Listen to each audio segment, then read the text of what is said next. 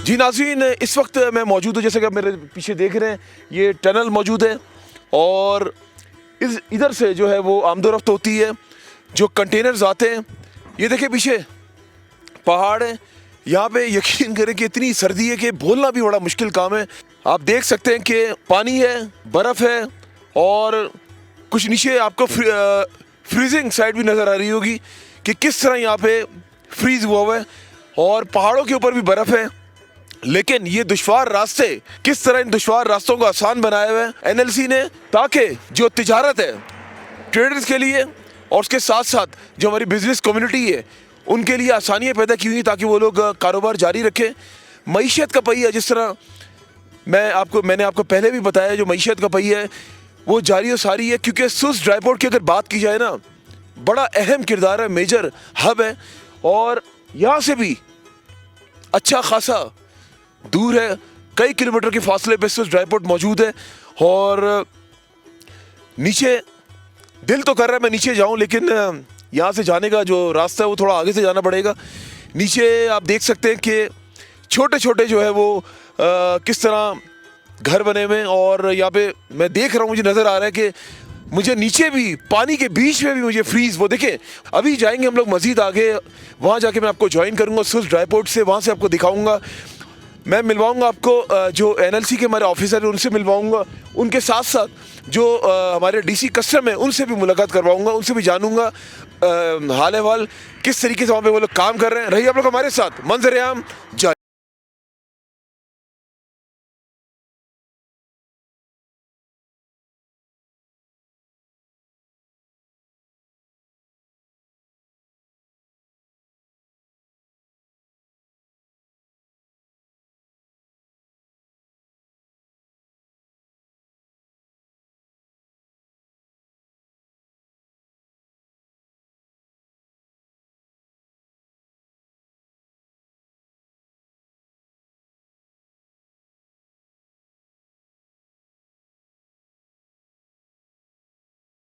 नाज़रीन, मैं हूं आपका मेजबान अमजद चौधरी। आप देख रहे हैं मंजर-ए-आम। इस वक्त मंजर-ए-आम की टीम मौजूद है सुस ड्राईपोर्ट में। एक तवील यानी कि लंबा सफर तय करते हुए मंजर-ए-आम की टीम पहुंची है सुस ड्राईपोर्ट में, जो कि मेजर हब है। लेकिन आज का जो प्रोग्राम है बहुत ज्यादा इंफॉर्मेटिव है, क्योंकि यहाँ पे बहुत ज्यादा इंफॉर्मेशन आज हम आप लोगों को मुहैया करेंगे। ट्रेडर्स के लिए आज का प्रोग्राम बहुत ही अहमियत का हामिल है। मैं थोड़ा सा आपको बताना चाह रहा हूँ एनएलसी के बारे में। एनएलसी जो है, फॉर्मली अगर देखा जाए तो इनके पास जो चार्ज आया है नवंबर 2017 से, तमाम तर मैनेजमेंट के और ऑपरेशंस के चार्ज एनएलसी के पास आए और एनएलसी के पास चार्ज आने के बाद यहां पर बहुत ज्यादा बेहतरी आई है। और एक और चीज बहुत ज्यादा इंपॉर्टेंट, पहले ऐसा होता था कि यहां पर अगर सुस ड्राईपोर्ट की बात की जाए तो यहां पर 8 महीने काम होता था और 4 महीने नहीं होता था, यानी कि 1 दिसंबर से 31 अप्रैल तक यहाँ पे काम रोक दिया जाता था, ऑपरेशंस को रोक दिया जाता था। क्यों? क्योंकि स्नोफॉल, बर्फबारी की वजह से। लेकिन उसके बाद एनएलसी ने चाइना के साथ स्पेशल एग्रीमेंट किया।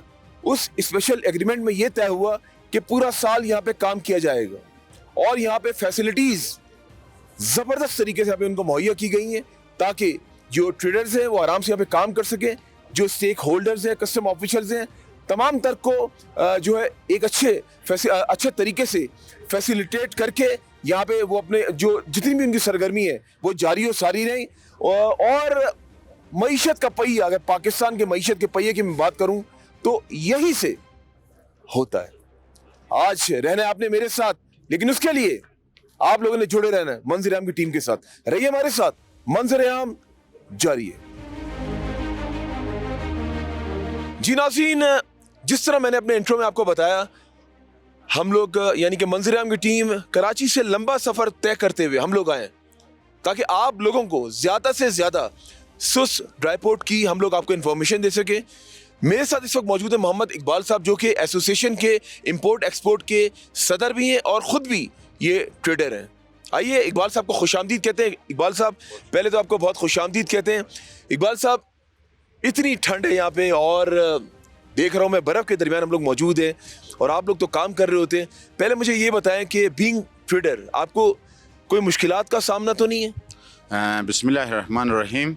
हम खुश आमदीद करते हैं, आप लोग इतना दूर से आए हैं। तो यहाँ पर ऑल वेदर होने के बाद FW और नेशनल हाईवे अथॉरिटी ने बाज़ाब्ता खुंजरा बॉर्डर तक बाज़ाब्ता क्लीनिंग मशीन को लगाकर साफ़ किया हुआ है रास्ते को। और यहाँ पर जो है तमाम फैसिलिटीज़ ड्राई पोर्ट के अंदर मौजूद है, अवेलेबल है। और जी ऑल वेदर होने की वजह से, वरना तो ये पहले एक ज़माना था जो यकम मई से लेके 31 दिसंबर तक चलता था। फिर उसके बाद ये अताबाद इंसिडेंट हुआ, फ्लड आया। उसके बाद जो है फिर इसको जो यकम अप्रैल से नवंबर तक किया गया, मगर पिछले साल से इसको ऑल वेदर किया गया, जो कि ट्रांजिट और इंपोर्ट एंड एक्सपोर्ट दोनों के लिए फिजिबल है। और यहाँ पर ग्रीन चैनल और यहाँ पर जितने भी रिक्वायर मतलब फैसिलिटीज़ है वो सब अवेलेबल है इसमें। इवन देन हीटिंग सिस्टम से लेके, और हमारा ड्राई पोर्ट जो है यूनिक ड्राई पोर्ट है, सिल्क रूट ड्राई पोर्ट, जो कि समर टाइम पे जो टूरिस्ट आते हैं वो इसको देखने के लिए भी आते हैं। और इस तरह का इंफ्रास्ट्रक्चर शायद पाकिस्तान में कहीं भी ड्राई पोर्ट के ऊपर अवेलेबल नहीं है। और साहब कथक कलामी की माजरत, देखें मैं जिस शहर से आए वहाँ पे भी पोर्ट है, लेकिन वो पोर्ट और इस पोर्ट में बहुत फ़र्क है। अगर यहाँ की बात की जाए, ये मेजर हब है और यहाँ से पूरा एक सर्कल चलता है। चाइना हमारा हमसाया मुल्क है, चाइना के साथ हमारे अच्छे ताल्लुकात हैं और यहाँ से चाइना और हम मिलकर जो है वो यहाँ से हमारे जितने ट्रेडर्स हैं उनको फैसिलिटेट किया यहाँ से किया जा रहा है। मुझे ये बताया, आप खुद भी इंपोर्टर एक्सपोर्टर हैं, आप क्या समझते हैं कि मैंने तो जिस तरह अपने इंट्रो में बताया अपने नाज़रीन को कि हमारे मईशत का पहिया पाकिस्तान का यहाँ से चलता है, तो मुझे ये बताएं, देखिए इतनी बर्फबारी यहाँ पे हो रही है और उसके बाद 8 महीने के लिए पहले जो है वो यहाँ से जो है वो तिजारत होती थी, लेकिन उसके बाद हुआ ऐसा कि 4 महीने जो है वो आप लोगों को काफ़ी लॉस होता था, ऑपरेशंस बंद हो जाते थे। लेकिन एनएलसी ने इतना ज़बरदस्त काम किया कि एनएलसी ने चाइना के साथ स्पेशल एग्रीमेंट किया और चाइना ने उस चीज़ को एक्सेप्ट किया। अब राउंड द ईयर यहाँ पे काम हो रहा है। मुझे ये बताएं, इस चीज़ को आप किस तरह खुशाइन देखते हैं? हाँ, इस चीज़ से हमारा जो गिलगित बल्तिस्तान का जो यंग जनरेशन है, जो बिज़नेस कम्युनिटी है, इससे भरपूर फ़ायदा ले रही है और इसको सराहते हैं हम लोग। और जब से सिल्क रोड ड्राई पोर्ट बना है, यहाँ पर जो है ना बिज़नेस कम्युनिटी को बहुत बड़ा यानी कि तहफ़्फ़ुज़ भी मिला है। और उसके अलावा जो है एम्प्लॉइज़ को भी हमारे एम्प्लॉइज़ है जिसमें कंटेनर से लेके पोर्ट के मैनेजमेंट के हवाले से तकरीबन 95% हमारे गिलगित बल्तिस्तान के एम्प्लॉइज़ है।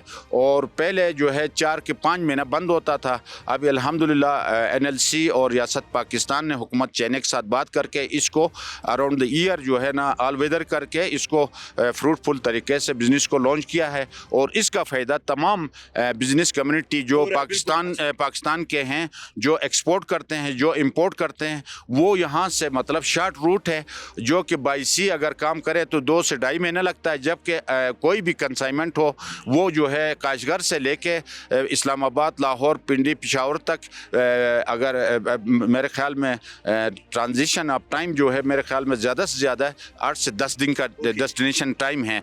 और उसमें अरब कंट्रीज़ से लेके अपना अफ्रीकन कंट्रीज़ तक यहाँ से सुस एग्ज़िट पॉइंट है, यहाँ से तप्तान बॉर्डर तक 4 से 5 दिन का टाइमिंग है ट्रांसपोर्टेशन का। और वहाँ से अरब कंट्रीज़ और अफ्रीकन कंट्रीज़ तक 10 से 15 दिन के टाइमिंग पे यहाँ से माल जा सकता है। मेरी रिक्वेस्ट होगी, गुजारिश होगी कि होल पाकिस्तान और इंटरनेशनल बिजनेस कम्युनिटी से भी रिक्वेस्ट करूँगा कि वो इन्वेस्टमेंट करें, इस रूट के ऊपर आए और यहाँ पर जो है ना स्पीडी क्लियरेंस के साथ साथ तमाम फैसिलिटीज़ जो ट्रांजिट और इंपोर्ट और एक्सपोर्ट के लिए रिक्वायर है वो तमाम फैसिलिटीज़ यहाँ अवेलेबल है FBR की तरफ से भी और हमारे नेशनल लॉजिस्टिक कॉरपोरेशन की तरफ से भी। तो हम इस चीज़ को बहुत ही सराहते हैं। आपका बहुत शुक्रिया, मेहरबानी। ज़ाहिर आप पुराने काम करते हुए आ रहे हैं यहाँ पे, खुद भी आप एक कारोबारी शख्सियत हैं। मुझे ये बताएं कि 2017 से पहले की अगर बात की जाए, जब NLC के पास नहीं था, उस टाइम कितनी मुश्किलात का सामना था, हम वो भी तो बताएं ना। ये 2005 तक यहाँ पर पोर्ट नहीं थी। जो नीचे TNT टेलीफोन एंड टेलीग्राफ जो का इदारा है, उनका बहुत बड़ा जो है ना वो ग्राउंड है, वहाँ पर ओपन शेड हम लोग माल उतारते थे और अपने जो है ना वॉचमैन रख के उसकी जो है ना हम लोग ख्याल ख्याल रखते थे और 4, 5, 10 दिन भी लगता था तो हम लोग ख़ुद अपने रिस्पॉन्ड पे अपनी मदद आप जो है उसकी यानी कि रखवाली करते हुए क्लियरेंस करते थे। अब के यहाँ पर शेड्स भी बने हैं और तमाम चीज़ों में यहाँ तरपाल से लेकर हर चीज़ तक हमें फैसिलिटीज़ प्रोवाइड किया जाता है NLC की तरफ से। तो बहुत बड़ा अच्छा मौका फराहम है। इससे तमाम बिजनेस कम्युनिटी, सिर्फ गिलगित-बल्तिस्तान नहीं, पूरा पाकिस्तान का और इंटरनेशनल कम्युनिटी भी इससे इस्तिफ़ादा ले सकता है, क्योंकि यहाँ से ताजिकिस्तान, किर्गिज़स्तान जो काशगर से थोड़ा नज़दीक पर एग्ज़िट पॉइंट है किर्गिज़स्तान के लिए, और फिर उरुमची साइड पे अलासंको नाम का जगह है, वहाँ से भी एग्ज़िट पॉइंट है सेंट्रल एशियन स्टेट्स के साथ बिजनेस और ट्रेड करने के लिए। इससे पाकिस्तान को बहुत सारा फ़ायदा होगा और इन्वेस्टर्स और बड़े जो जितने भी बिजनेस कम्युनिटी है, बल्कि बाइसीस से बेहतर है कि इस तरफ से रुजू करें। और इस वक्त जो है ना रोड 12 महीने के लिए बिल्कुल फ्रूटफुल तरीके से रेडी है और इसको कहीं पर कोई मसला नहीं है और ऑपरेशंस रेडी है। और पहले ऐसा बर्फ़बारी बहुत ज़्यादा होती थी, आजकल ग्लोबल वार्मिंग की वजह से बर्फ़बारी कम है।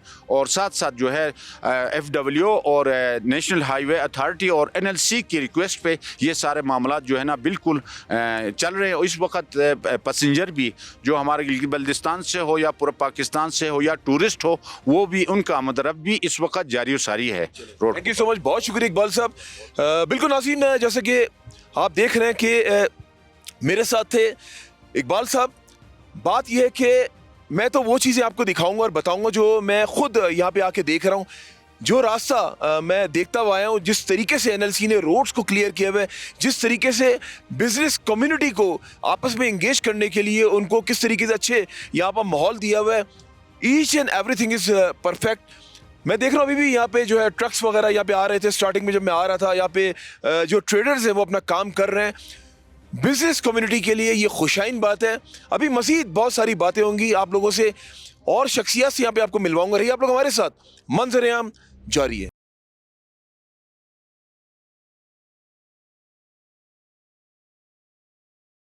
जैसे कि आज आप देख रहे हैं मंजर-ए-आम की टीम जो है वो सुस्त ड्राईपोर्ट में यहाँ पे पहुंची हुई है।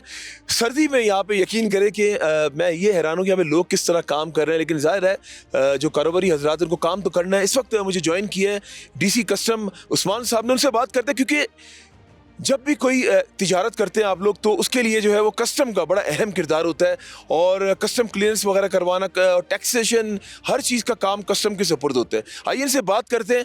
हम अक्सर और बेशतर कस्टम की बात करते हैं, हम ये भी बात करते हैं कि स्मगलिंग वगैरह की, तो उसमें कस्टम का से भी ये मैं सवालत करूँगा स्मगलिंग के हवाले से भी, क्योंकि लोगों के ज़हनों में ये बात होती है कि स्मगल शुदा माल यहाँ पे आ रहा है, वो किस तरह आ रहा है। लेकिन आज इनसे ये सवाल करूँगा, लेकिन पहले मैं खुशामदीद करता हूँ उस्मान साहब को। उस्मान साहब अस्सलाम वालेकुम। वालेकुम सलाम, थैंक यू सो मच। पहले तो मैं शुरुआत करता हूँ कि लोगों के जहन में एक बात है कि जब ज़ाहिर हम दोस्त यार बैठते हैं, कहीं बैठक होती है, तो लोग ये समझते हैं कि जो स्मगल शुदा माल आ रहा है पाकिस्तान के अंदर, तो कस्टम की जिम्मेदारी है कि वहाँ पे क्लियरेंस किस तरीके से देते हैं। तो पहले तो ये बताएं कि स्मगल शुदा माल तो अब तो स्टॉप हो गया है ना? नहीं, इस साइड, इस बॉर्डर पे तो पहले भी हमारा जो स्मगलिंग वाला पार्ट है वो बहुत लिमिटेड सा था। यहाँ पे बिल्कुल हमारे पास थोड़ी बहुत ही आइटम्स थी जिसमें पोर्क मीट है, अल्कोहल है। लास्ट ईयर हमारे पास एक डिफरेंट फिनोमेना मोबाइल फ़ोन्स वाला, ड्रोन्स वाला, इस तरह की आइटम्स आई। लेकिन ओवरऑल क्वांटम यहाँ पे स्मगलिंग का बहुत ज़्यादा कम है। हमारे पास एक ही बस जो है ना वो लूप होल है जो हमारा सुस्त है, वो ऑलमोस्ट बॉर्डर से 84-85 किलोमीटर इनसाइड है। तो बीच में एक हमारा ड्रॉपिंग का फिनोमेना है थ्रू पैसेंजर्स। बाकी हमारे पास यहाँ पे जो एज सच को बहुत ज़्यादा स्मगलिंग का फिनोमेना नहीं है। और लास्ट ईयर भी हमने मोर देन 1 बिलियन के जो है ना सीजर्स यहाँ पे किए। उसके अंदर पोर्ट और बैगेज सेक्शन और एंटी स्मगलिंग सब के मिला जुला के उसके अंदर हमने बहुत ज़्यादा क्वांटिटीज़ में एसिडेटो जो सिगरेट में यूज़ हो रहा है वो उसको पकड़ा। मोबाइल फ़ोन्स थे, ड्रोन्स थे, हमारे पास एल्कोहल्स थे और इस तरह की वॉकी टॉकीज़ थे। ये सारी आइटम्स हमने कॉन्फिस्केट की। उस लिहाज से जहाँ पे स्मगलिंग है वहाँ पे कस्टम्स का एंटी स्मगलिंग का रोल उससे भी ज़्यादा जो है ना वो स्ट्रेंथ के साथ चल रहा है। अच्छा उस्मान साहब, मुझे ये बताएं कि अगर जहाँ पे हम इंपोर्ट की बात करते हैं, तो अगर इंपोर्ट जो पाकिस्तान में इस टाइम हो रहा है, मोबाइल फ़ोन्स की बात कीजिए, बहुत सारे मोबाइल फ़ोन्स जो है पहले जो आ रहे थे उसको कस्टम ने रोक दिया था। तो उसकी वजह क्या थी? क्योंकि अभी भी जो फ़ोन आ रहे हैं, अभी तो ज़ाहिर है पहले हमारे जितने भी यूज़र्स थे बड़े परेशान हो जाते थे, तो उसमें आप लोगों ने काफ़ी, आपका अहम किरदार है, तो वो मामला तब तो नहीं है? नहीं, वो उस लिहाज से अगर देखें तो मोबाइल फ़ोन्स पे बैन नहीं है, सिर्फ उसके टैक्सीज वगैरह जो है ना और कमर्शियल क्वांटिटीज़ में अलाउड नहीं है। जो हमारा ख़ास तौर पे पैसेंजर में और एयरपोर्ट पे जो है ना वो हो रहा होता है, उसमें कमर्शियल क्वांटिटीज़ में अलाउड नहीं है। आप अपने यूज़ के लिए ला सकते हैं, उसमें टैक्सीज वगैरह पे करें, PTA के साथ रजिस्टर करें, तो आप आराम सुकून से, हमारे आज भी काफ़ी ज़्यादा जो है मोबाइल फ़ोन्स आ रहे हैं। और इवन अब तो लोकल प्रोडक्शन हमारी बहुत ज़्यादा है। स्टॉप भी तो कर दिया था ना, मोबाइल फोन्स को स्टॉप भी कर दिया था। नहीं, वो थोड़ा सा मिसअंडरस्टैंडिंग का पार्ट था। वो स्टॉपेज जैसे अभी भी जो है ना वो एक आपके जो अपने डेली यूज़ का है, अपने पर्सनल यूज़ का है, वो आप ला सकते हैं, उसमें कोई इशू नहीं है। सही। और मुझे ये बताएं कि सिगरेट्स की अगर बात की जाए तो सिगरेट्स हो गया, बाकी प्लास्टिक के आइटम्स हो गए। अगर यहाँ पे इंपोर्ट की बात की, क्या ज़्यादातर चीज़ यहाँ पे इंपोर्ट हो रही है? यहाँ पे जो मेजर आइटम्स इंपोर्ट हो रही हैं उसमें इलेक्ट्रॉनिक्स है, हमारे पास मशीनरी के इक्विपमेंट हैं, ऑटो पार्ट्स हैं, फैब्रिक है, हमारे पास गारमेंट्स हैं, शूज़ हैं, ये हमारे पास मेजर आइटम्स जो हैं। फिर हमारे पास फ्रूट्स में वॉलनट है, इस तरह की आइटम्स हैं, रेजिन्स वगैरह काफ़ी ज़्यादा आ रहा है। अभी पीनट का एक फिनोमेना स्टार्ट हो गया, तो ये हमारे पास मेजर इंपोर्ट की आइटम्स हैं। अच्छा, जिस तरह इम्पोर्टर्स काम कर रहे हैं उसमें टैक्सेशन भी ज़्यादा इम्प्लीमेंटेशन होता जा रहा है, या वो भी उसी तरह सस्टेन है? जिस तरह हर चीज़ में आपको पता है इकॉनमी जिस तरह हमारी चल रही है अभी, उसके लिहाज से हर चीज़ महंगी हो जाती है, तो क्या इसमें भी टैक्सेशन बढ़ते रहते हैं? अच्छा, लास्ट ईयर हमारे पास जो है ना वो पीक था, जो ओवरऑल सुस जब से कस्टम्स की प्रेजेंस है यहाँ पे, उसमें ऑलमोस्ट 14 बिलियन का टैक्स कलेक्शन यहाँ पे हुई। उससे पहले हमारे पास 5 to 5.5 बिलियन ऑन एवरेज जो है ना कलेक्शन थी। अभी इस साल we are into 8th month और हमारे पास ऑलमोस्ट 9 बिलियन का रेवेन्यू अभी तक कलेक्ट हो चुका हुआ है। तो जैसे जैसे ट्रेड ग्रो कर रही है, हमारे पास ट्रेड वॉल्यूम ग्रो कर रहा है, उसी लिहाज से टैक्सेस की जो कलेक्शन है और at the same time enforcement of laws, वो दोनों जो है ना उस लिहाज से बढ़ रहे हैं। Thank you so much for your time, nice meeting you. बिल्कुल जी नाज़रीन, ये थे मेरे साथ DC कस्टम, और बड़ा अहम किरदार है कस्टम का। जब कोई भी तिजारत होती है उसमें टैक्सेशन की बात की जाए और इसके अलावा क्लियरेंस की बात की जाए, तो क्लियरेंस वगैरह करवाना कस्टम की जिम्मेदारी होती है। अभी मजीद बहुत सारे लोग मेरे साथ अभी यहाँ पे मौजूद हैं, उनसे भी बात करते हैं, क्योंकि मैंने जिस तरह बताया कि आज का जो प्रोग्राम है ना मंज़र-ए-आम, ये बहुत ज़्यादा इन्फॉर्मेटिव है कारोबारी हजरात के लिए, ना सिर्फ कारोबारी हजरात के लिए बल्कि आप लोगों के लिए भी, ताकि आप लोगों को पता चलेगा। क्योंकि मैंने जिस तरह आपको बताया कि पाकिस्तान की मईशत का जो पहिया है ना वो यहाँ से चलता है। रहिए आप लोग हमारे साथ, मंज़र-ए-आम जारी है।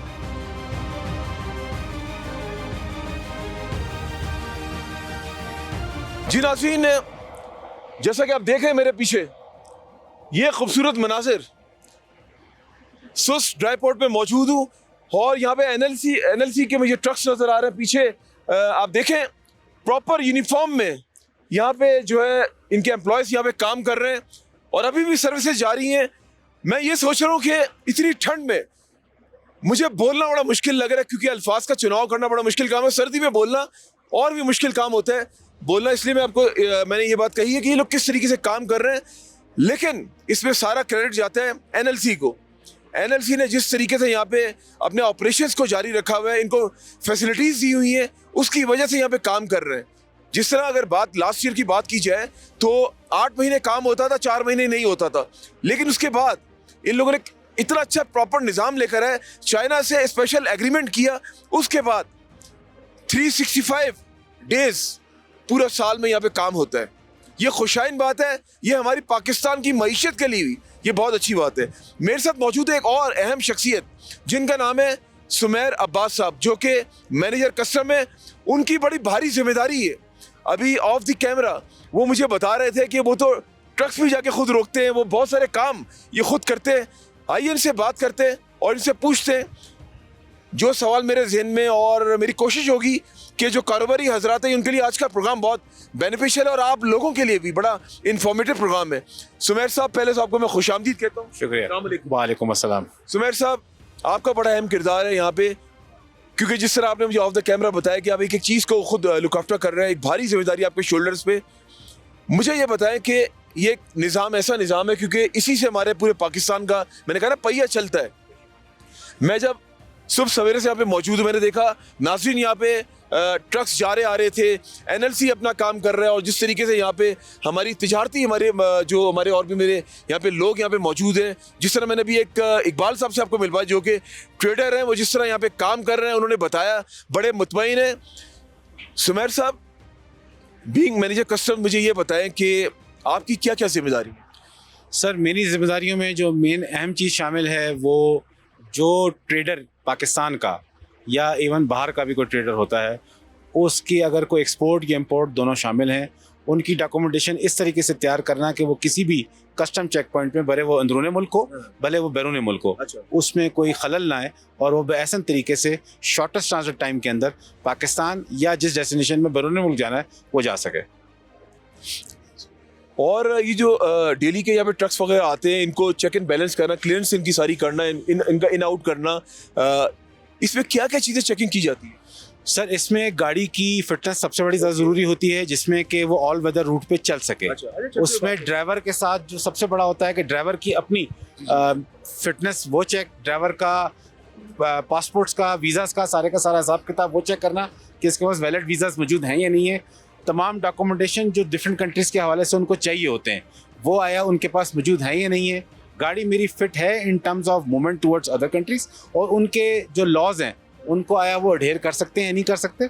तो हत्तल इम्कान कोशिश ये होती है कि तमाम चीज़ें जो हैं वो ऐसे तरीके से कंप्लीट हों, कोई ऐसा प्रॉब्लम डॉक्यूमेंटेशन में ना आए जिसमें किसी बॉर्डर पे जाके हमें तकलीफ़ हो या हमें परेशानी हो।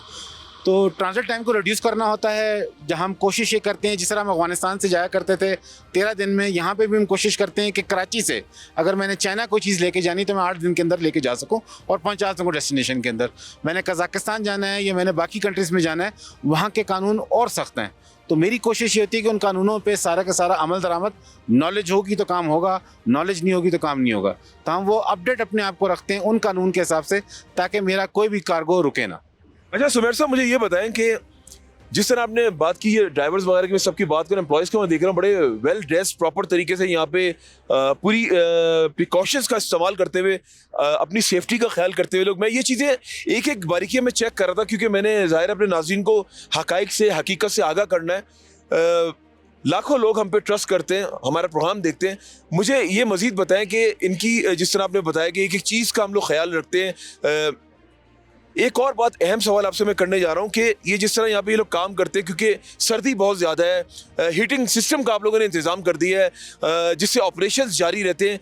मुझे ये बताएं हीटिंग सिस्टम जब से आया है उससे कितना इम्पैक्ट पड़ा है, कितना काम और बेहतर हुआ है? सर ये जो हीटिंग सिस्टम है इससे आप जो अब 365 डेज़ में काम करना चाह रहे हैं वो हम अल्लाह का शुक्र अल्हम्दुलिल्लाह NLC ने ये स्टेप लिया जिसमें कि पूरी इवन जो रेजिडेंशियल अकोमोडेशन है वो भी हमने सेंट्रली हीटेड की है सो दैट हमारे जो चाइनीज़ ड्राइवर्स भी आते हैं, हमारे अपने ड्राइवर्स भी आते हैं इररिस्पेक्टिव ऑफ कि वो किसी ट्रांसपोर्ट कंपनी से हो, वो यहाँ पे आके मुस्तफ़ीद होते हैं। काम राउंड द क्लॉक तभी चल रहा है, रात 10-10 बजे तक भी कस्टम्स और बाकी पोर्ट अथॉरिटीज़ काम कर रही होती हैं, तो उससे हमें बड़ा एडवांटेज मिला। और ट्रेडर एज वेल एज जो बाकी पोर्ट अथॉरिटीज़ के जितने भी FIA है, कस्टम्स है, बाकी ड्राइवर्स वगैरह मौजूद हैं, वो सारे मुस्तफ़ीद हो रहे हैं। बिल्कुल सही कह रहे हैं क्योंकि देखें NLC और कस्टम आप दोनों की बॉन्डिंग के तहत ये तमाम तर ये यहाँ के मामला चल रहे हैं। और मुझे ये बताएं बिजनेस कम्युनिटी, ट्रेडर्स कितने मुतमईन हैं आप लोगों के इस पूरे इंतज़ाम से? सर जो लोकल अथॉरिटीज़ हैं पहले के निज़ाम से और अब के निज़ाम में बहुत ज़्यादा फ़र्क महसूस उन्होंने किया है, जिसकी बुनियाद पे आज ट्रेडर से आपकी भी बातचीत हुई है तो आपने देखा होगा कि एक इत्मीनान का अंसर नज़र आता है। वो इत्मीनान का अंसर जो है वो हमारी छोटी सी कंट्रीब्यूशन जो हमने की है उसका वो एक मुंह बोलता सबूत है जिसका कि we are thankful to God ji.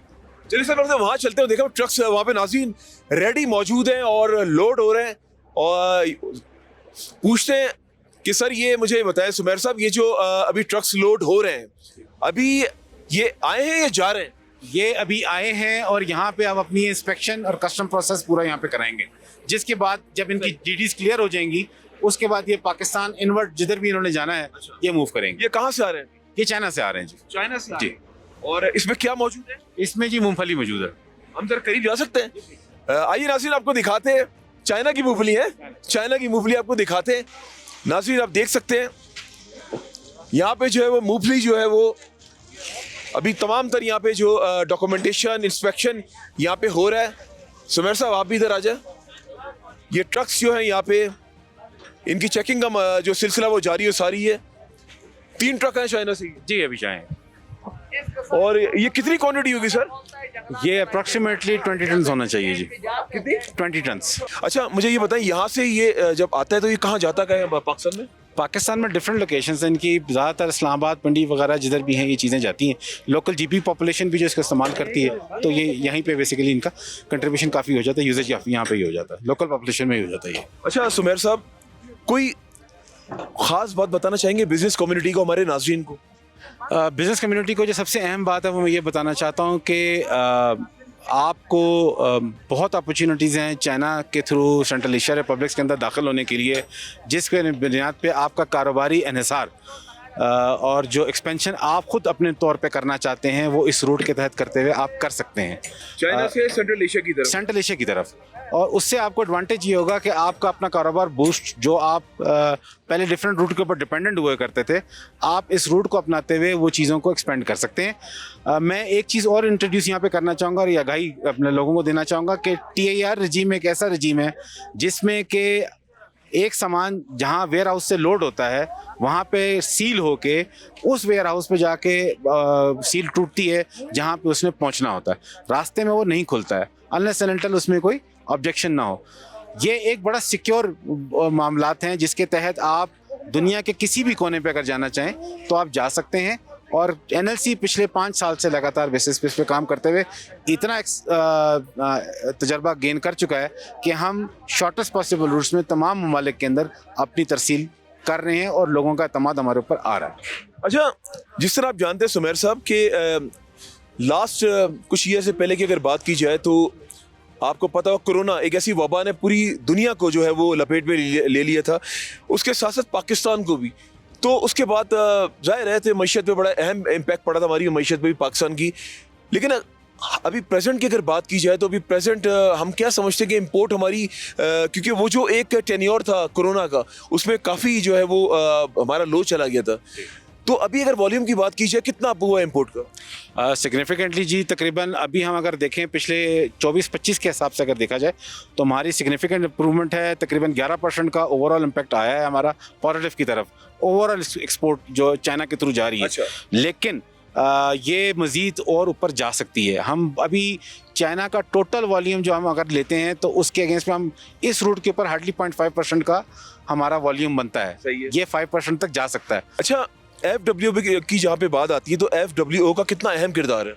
Significantly ji, because उनका भी जो मशीनरी है रास्ते ओपन करने के लिए, क्योंकि ये रास्ता आगे का जो 90 किलोमीटर का रास्ता है ये तकरीबन एवलांचेस, बर्फ़, बहुत सारी चीज़ें आती हैं, उस चीज़ को वक्तन हटाना और उसको आगे मूवमेंट को इंश्योर करना वो उनका होता है। NLC साथ में उनके कंट्रीब्यूट करती है कि वो अपनी मशीनरी भी और साथ में उनका जो अवेयरनेस होता है, इंफॉर्मेशन होती है कि यहाँ पे ये प्रॉब्लम आ गई, यहाँ पे ये प्रॉब्लम आ गई है, और FWO को इमीडिएटली अपनी मशीनरी लेके वहाँ पे पहुँचना।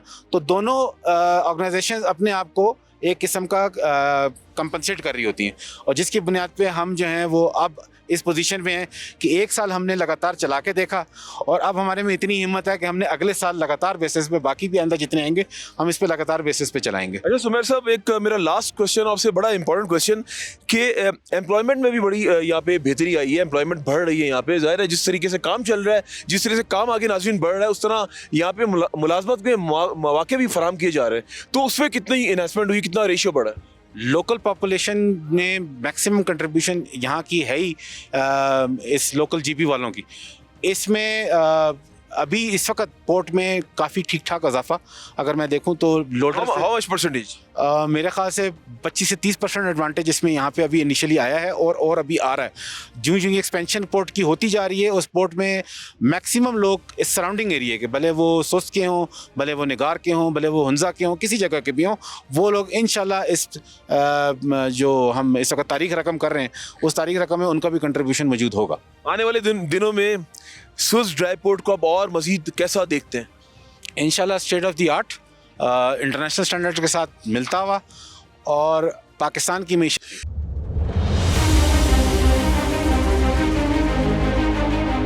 अभी इस वक्त मुझे ज्वाइन किया है कर्नल बशारत साहब ने, जो कि सीनियर मैनेजर हैं, NLC से इनका ताल्लुक है, यानी कि नेशनल लॉजिस्टिक्स कॉरपोरेशन। इनसे बात करते हैं, इनसे शुरुआत करते हैं और इनको खुशामदीद भी कहते हैं। कर्नल साहब, पहले तो आपको खुशामदीद कहता हूँ, अस्सलाम वालेकुम। Thank you. वालेकुम अस्सलाम। सर मुझे ये बताएं कि बड़ा अहम किरदार है आपका, because you are senior manager. CSR activity से शुरुआत करते हैं। बड़ा काम कर रहे हैं आप CSR एक्टिविटीज़ में, थोड़ी बहुत बताना चाहेंगे अब क्या क्या एक्टिविटीज़ ऐसी जो आप अभी करवा रहे हैं CSR एक्टिविटीज़? यहाँ पे NLC न सिर्फ यहाँ पे ट्रेड फैसिलिटेशन के लिए यहाँ पे अहम किरदार अदा कर रही है, बल्कि यहाँ पे लोकल कम्युनिटी की कंट्रीब्यूशन में भी हम पीछे नहीं रहे। यहाँ पे जो हाई स्कूल है उसको एक ब्लॉक NLC ने बना के दिया, जिसमें यहाँ पे एजुकेशन के लिए, लोकल्स के लिए उनके हाई स्कूल में एक ब्लॉक का इजाफा हुआ, जो कि लोकल एजुकेशन में जो एक डेफिशिएंसी थी, एक कमी थी यहाँ पे, तो उनके लिए ये कंट्रीब्यूट किया। दूसरा, यहाँ पे जितने भी खेल होते हैं यहाँ पे लोकल, हमने उनको सपोर्ट किया।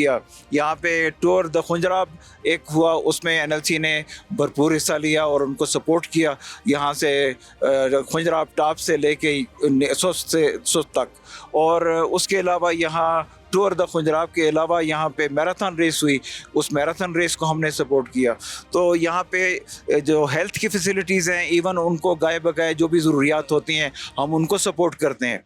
यहाँ पे जो एम्प्लॉयमेंट है, यूथ को इनकरेज करते हैं कि वो यहाँ आएँ, मुख्तलिफ़ शोबों में, हमारे फाइनेंस में, ट्रेड प्रोसेसिंग में, और इसमें साथ साथ उनको भी मौका दिया जाता है कि वो यहाँ ट्रेड सीखें आके, और साथ उनको एम्प्लॉयमेंट दी जाती है। इस वक्त यहाँ पे तकरीबन 95% लोकल्स हैं जो यहाँ पे स्पोर्ट पे काम कर रहे हैं, और उसकी वजह से हमें बहुत अच्छा लगा कि यहाँ के जो यूथ है वो बहुत इंथुसियास्टिक है, और इस राउंड द ईयर ओपनिंग में इस सख्त मौसम में भी हमें इसको चलाने में उनकी मौजूदगी की वजह से बहुत आसानी हुई। और जहाँ पे, सॉरी टू कट यू, जहाँ पे आपने स्कूल्स की बात की, तो स्कूल्स में जिस तरह आप लोग काम कर रहे हैं, अपने स्पोर्ट्स की जिस तरह बात की, तो जो लोकल्स हैं स्कूल्स की वजह से, स्पोर्ट्स की वजह से, एक हेल्दी एनवायरनमेंट देने की वजह से लोग यहाँ पे कितना खुश हैं, वो मुतमईन है? यहाँ के लोग इतने मुतमईन हैं कि वो अपने मुख्तलिफ मामलात में, आप जिस तरह देख रहे हैं चारों तरफ आपको बर्फ़ नज़र आ रही है, तो इवन यहाँ पे इनकी जो वाटर फ़्लो है उसमें भी हम कंट्रीब्यूट करते हैं, ताकि उसमें इनके घरों में पानी की तरसील के जो मामलात हैं, हम अपने वर्क फोर्स को भेज के उनके जो पाइप कहीं पे अगर जम जाते हैं और उनको पानी की फ़्लो को बहाल करने में, और इवन इनके घरों को हम बॉज़र के ज़रिए पानी भी सप्लाई कर देते हैं। और ये लोकल्स तमाम अपने उनका एतमाद इतना हो गया है कि वो मुख्तलिफ मामलात में हमारे से रुजू करते हैं कि हमारे इस मामले में हमारी मदद की जाए। तो हम भी बिल्कुल आगे बढ़ के, चाहे गवर्नमेंट डिपार्टमेंट से बात करनी हो या अपनी तरफ से कुछ कंट्रीब्यूट करना हो, तो हम साथ उसको कंट्रीब्यूट भी कर सकते हैं। मुझे ये बताएं कर्नल साहब कि हम भी सुनते आ रहे हैं, कभी देख भी लेते हैं हम लोग मीडिया में कि लैंडस्लाइडिंग की जहाँ पे बात आती है, तो वो भी है यहाँ पे? जो लैंड स्लाइडिंग वगैरह भी होती है यहाँ पे, कई दफ़ा आपको जब देखते हैं जो बारिश, उसके लिए क्या इंतजाम है? उसके लिए यहाँ पे FWO की एक बाकायदा टीम मुकर्रर कर दी गई है, जो कि इस रोड को राउंड द ईयर खुला रखती है, और बिल्कुल कोई नुकसान ना हो, कोई नुकसान किसी किस्म का नहीं होने देते, और बाकायदा तमाम मशीनरी यहाँ पे प्लेस कर दी गई है खुंजराब टॉप से लेकर। यहाँ तो हम डिस्ट्रक्शन की तरफ जाते हैं कि यहाँ ऑक्शन की तरफ जाते हैं। कुछ मेजर आइटम्स जो हमारे पास हैं वो हम ऑक्शन करते हैं। कुछ जो इंपोर्ट पॉलिसी के ऑर्डर्स हों, जैसे मोबाइल फ़ोन्स हैं, अगर वो PTA का वाइट लिस्टिंग है तो हम उसको ऑक्शन की तरफ जाएंगे, अगर ब्लैक लिस्ट करेगा तो हम उसको डिस्ट्रक्शन की तरफ मूव करेंगे। अल्कोहल है वो आउटराइटली डिस्ट्रक्शन में जाता है। पोर्क मीट है हमारे पास, वो डिस्ट्रक्शन में जाता है। बाकी व्हीकल्स हैं हमारे पास, फैब्रिक है, और जो है ना वो इंपोर्ट के आइटम्स हैं वो हम ऑक्शन कर देते हैं। अच्छा, मुझे ये बताएं कि जिस तरह माल पकड़ते हैं यहाँ पे जो इम्पोर्टर्स हैं, तो वो क्या लैक ऑफ नॉलेज है, उनको पता नहीं है कि वो माल मंगवा लेते हैं, फिर यहाँ के स्टक हो जाता है उनका माल, तो ये क्या उनको अवेयरनेस नहीं है? अच्छा, यहाँ पे जो मेजॉरिटी वो माल हैं वो डाउन कंट्री के हैं। ये ज़्यादातर जो है ना वो कैरी ट्रेडर्स हैं, ये क्लियरिंग एजेंट्स हैं जो उनके बिहाफ पे क्लियर करते हैं। और यहाँ पे ये था कि बहुत ज़्यादा कुछ केसेस में इनको इम्पोर्टेबिलिटी नहीं भी पता होती। जैसे रिसेंटली हमने बहुत ज़्यादा जो है ना वाईफाई राउटर्स रोके, अब उसमें NOC चाहिए PTA का, जिसके पास तो वो टाइप अप्रूवल और COC, वो अगर COC होगा तो वो अलाउ होंगे। अब कुछ लोगों के पास वो नहीं है, तो वो ऑटोमेटिकली हम उसको डिटेन करेंगे, फिर अल्टीमेटली वो सीज होके हमारी जो बाकी प्रोसीडिंग्स है एज पर लॉ वो चलेगा। अच्छा, तो कौन सा अभी कोई ऐसा माल यहाँ पे मौजूद है जो आपने यहाँ पे पकड़ा हो और यहाँ पे रोक दिया हो किसी वजह के बिना पे? अच्छा, ये तो हमारे पास जो ना एग्जामिनेशन शेड है जिसके अंदर डिफरेंट कंसाइनमेंट्स पड़ी हुई हैं। हमारा एग्जामिनर आके इसको एग्जामिन करेगा, फिर असेसमेंट होगी, इसकी क्लियरेंसेज होंगी। वो दूसरी साइड पे हमारे पास जो है ना वो वेयर हाउस है जिसके अंदर हमारे पास बहुत ज़्यादा आइटम्स पड़ी हुई हैं। उसके अंदर हमारे पास सबसे ज़्यादा जो है वो एसीटेट 2 है जिसकी ऑलमोस्ट 10 बिलियन वैल्यू का हमारे पास एसीटेट 2 सिगरेट में फ़िल्टर पेपर के तौर पे जो ना उसका रॉ मटेरियल है। फिर हमारे पास सोडियम ग्लूटामेट है जो बैंड आइटम है वो है। हमारे पास मोबाइल फ़ोन्स पड़े हुए हैं, ड्रोन्स पड़े हुए हैं, वॉकी टॉकीज़ हैं हमारे पास, एक्सपायर्ड फूड आइटम्स हैं हमारे पास, वो एक्सपायरी की बेस पे उनको डिटेन किया हुआ है। फिर कुछ केसेस में हमारे पास वो सामान है कि जिसमें इंपोर्टर जो है ना वो अनविलिंगनेस शो करता है अपनी क्लियरेंस के लिहाज से, फिर हम उसको जो है ना वो सरेंडर करता है, हम आगे उसकी ऑक्शन और जो है ना कौन डिस्ट्रक्शन दोनों जो होंगी एज पर लॉ वो प्रोसीड करता है। अच्छा, बीइंग पाकिस्तानी जहन ना, लोगों का ये भी जहन होता है कि जी माल दे छे छुड़ा लेंगे अपना माल ना, तो ऐसे भी बड़ी आपको फ़ोन कॉल्स आती होंगी। वो तो हर जगह का एक नेचुरल पार्ट है और जहाँ पे हैं वो तो डिफरेंट जो है ना इस तरह की ऑफर्स और ये सारी चीज़ें चल रही होती हैं। लेकिन हमारा काम है as per law as a state trustee, जो हम पे स्टेट गवर्नमेंट ट्रस्ट कर रही है उस पर पूरा उतरें और जो जो एज़ पर लॉ चीज़ें हैं उसी लिहाज से करें। अच्छा, मैं लास्ट क्वेश्चन कि कुछ माल कोई ऐसा पड़ा हो जो अपनी रिक्वायरमेंट्स को पूरा कर दें और उसके बाद यहाँ से ले जाएं, क्या है ऐसा कुछ? जैसे हमारे पास रिसेंटली एक फिनोमेना आया कि जब वाईफाई राउटर्स बहुत ज़्यादा रोके, लोगों के पास certificate of compliance PTA issue करता है वो नहीं थे, तो हमने उसको टेम्परेरली डिटेन किया। अगर वो अपना सर्टिफिकेट ऑफ कंप्लायंस ले आता है तो वो ले जा सकता है। और बहुत ज़्यादा आइटम्स हैं, मोबाइल फ़ोन्स हैं, उसमें पीटीए की रिक्वायरमेंट है, उसको हम टेम्परेरली डिटेन करेंगे, वो अपनी रिक्वायरमेंट कंप्लीट करेंगे और ले जा सकते हैं। और भी जो जो इस तरह से रिक्वायरमेंट्स हैं जिनको रिक्वायरमेंट्स की बेस पर रोका जाए, अगर इंपोर्टर अपनी रिक्वायरमेंट्स कंप्लीट करेगा तो वो उसको जो है ना क्लियर करवा सकता है। वंस अगेन बहुत शुक्रिया वक्त देने के लिए, थैंक यू सो मच। जी नाज़रीन, जिस तरह आप देख रहे हैं आज का बड़ा इन्फॉर्मेटिव प्रोग्राम, जिस जगह पे मौजूद हूँ यहाँ पे जब कोई भी इंपोर्ट का शुदा माल जो आता है तो यहाँ पे इसको स्टोर किया जाता है। यहाँ पे पहले क्लियरेंस होती है, उसके बाद यहाँ से माल बाहर जाता है। अभी यहाँ पे जो स्टोर इंचार्ज उनसे भी आपको मिलवाऊंगा, रही आप लोग हमारे साथ, मंजर-ए-आम जारी है। जी नाज़रीन, इस वक्त मुझे ज्वाइन किया है स्टोर कीपर फिदा हुसैन साहब ने।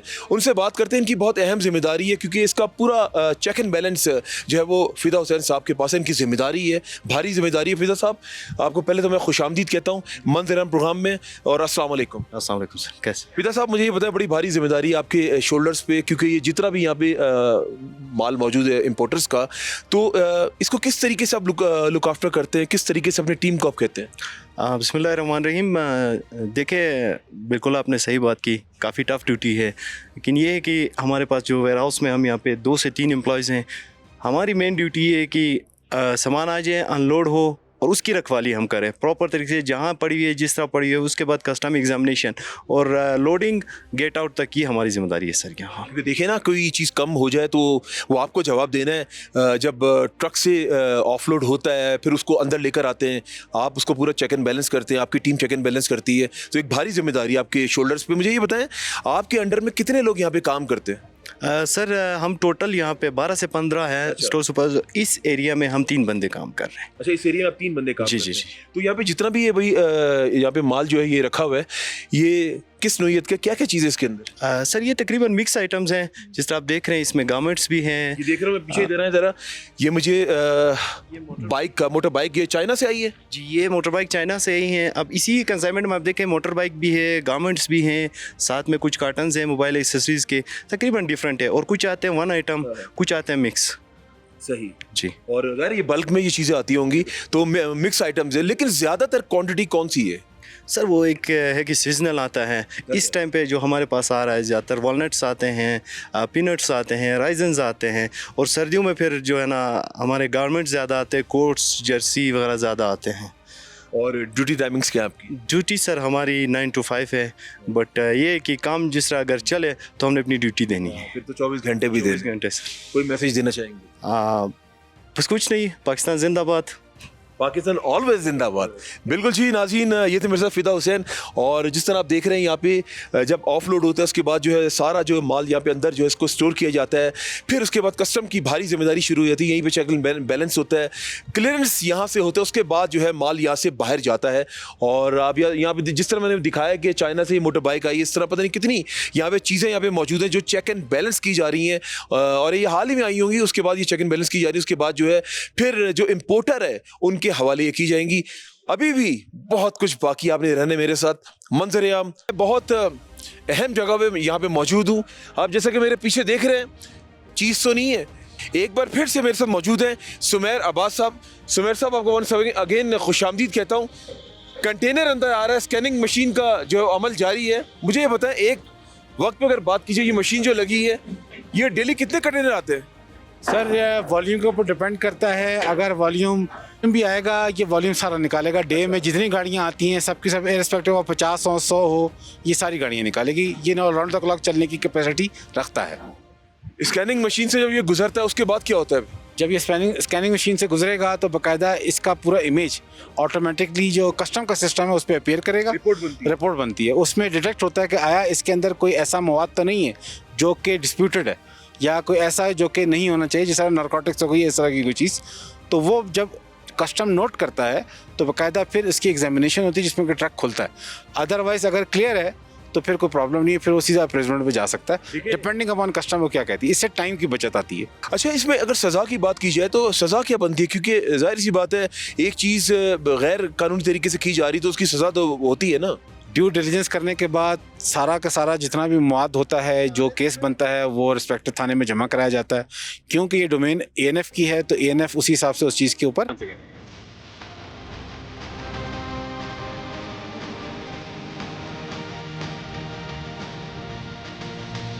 जी नाज़रीन, अब मैं जा रहा हूँ उस रूम में जहाँ पे कंटेनर्स का जो अंदर सामान होता है, तमाम तर वेट यहाँ पे चेक किए जाते हैं। यहाँ पे बैठ के अस्सलाम वालेकुम जी जनाब, खुशामदीद कहता हूँ मैं आप दोनों को। आपको भी खुशामदीद कहते हैं, वेलकम।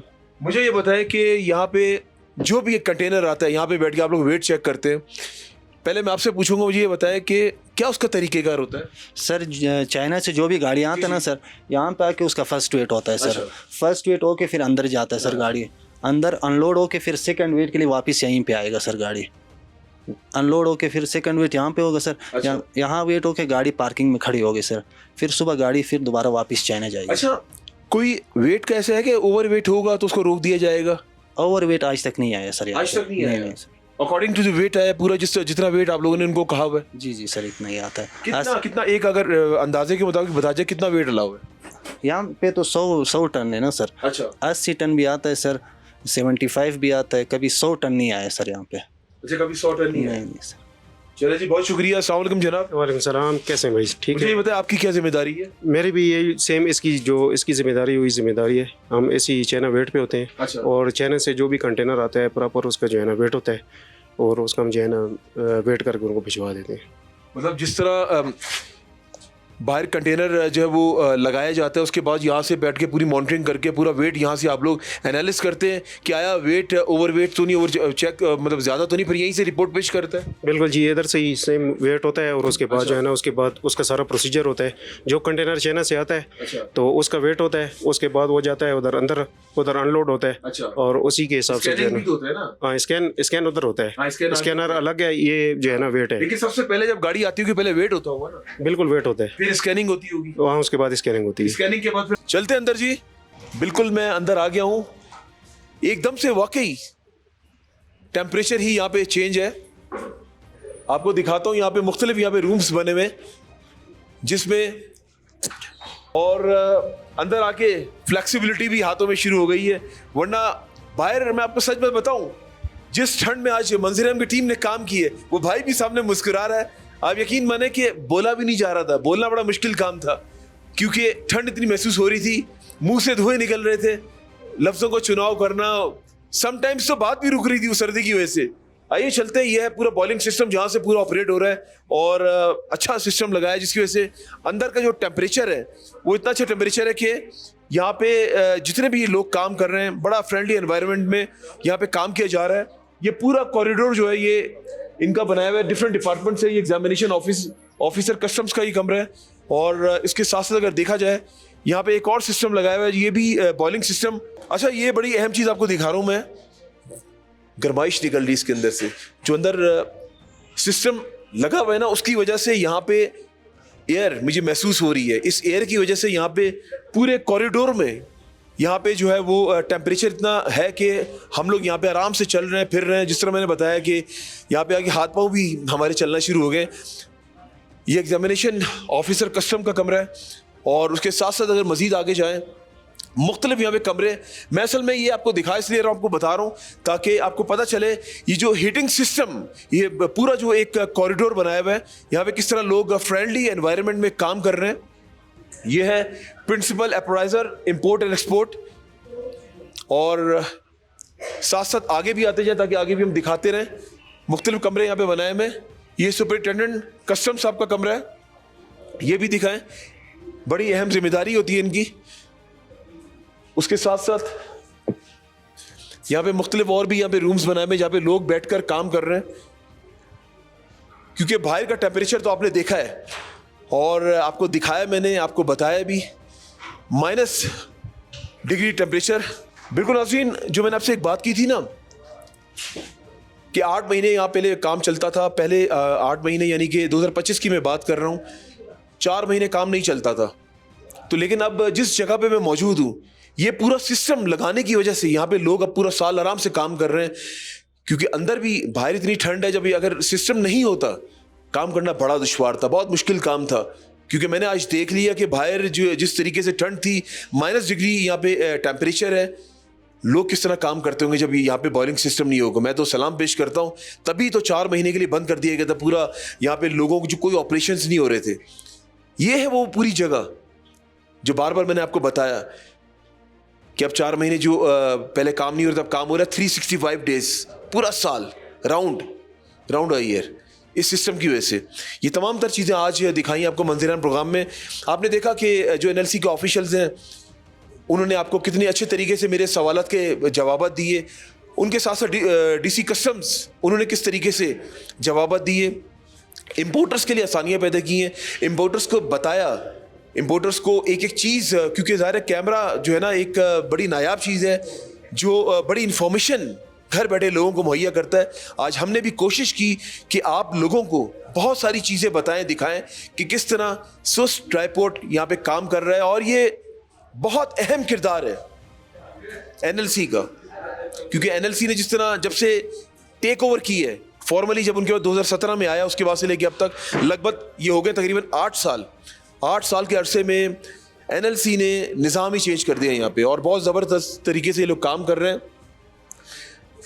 मैं तो बड़ा यहाँ पे आके यकीन करें कि मुझे मज़ा भी, एंजॉय भी मैंने किया। किस तरह यहाँ पे लोग अंदर, आपने देखा जिस तरह पूरे यहाँ पे स्टोर कीपर से लेके जो दरवाजे पे खड़े हुए लोग मौजूद हैं, वो लोग किस तरह काम कर रहे हैं, जो अंदर माल चेक कर रहे हैं, जो बाहर से इंपोर्ट होके आ रहा है वो किस तरह वहाँ से एक एक चीज़ को जो निकाल कर चेक कर रहे हैं, फिर उसको स्टोर्स में रख के महफूज करके कस्टम के हवाले कर रहे हैं, ताकि कस्टम रिपोर्ट पेश करे, कस्टम उसकी रिपोर्ट तैयार करे, क्लियरेंस के बाद जो है वो फिर इंपोर्टर के हवाले किया जाता है। रहिए आप लोग हमारे साथ, मंजर-ए-आम जारी है। जी नाज़रीन, आज का मंजर-ए-आम आपने देखा, हमने मंजर-ए-आम तमाम तर चीज़ें आपके सामने रखी। आज NLC के ऑफिशियल से आपको मिलवाया, उनके साथ साथ DC कस्टम से। आज बड़ी इंफॉर्मेटिव बातें आप लोगों तक हम लोगों ने पहुंचाई। आप जैसा कि देख रहे हैं, ये NLC के कंटेनर्स ये चाइना जा रहे हैं, इसमें एक्सपोर्ट का तमाम माल मौजूद है। चाइना की तरह रवा दवा ये जितने 4-5 NLC के कंटेनर यहाँ पे मौजूद थे, यहाँ से ये जा रहे हैं।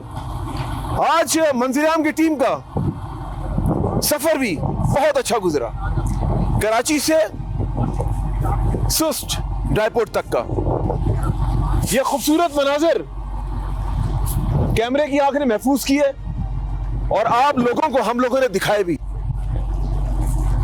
मुझे खुशी इस बात की हुई कि आज जब मैंने यहाँ पे आके, मैंने सुना बहुत था सुस्ट ड्राईपोर्ट, लेकिन आज मैंने देख भी लिया कि सुस्ट ड्राईपोर्ट कैसा है, पहाड़ियों के बीच में और पहाड़ियों के ऊपर बर्फ ही बर्फ।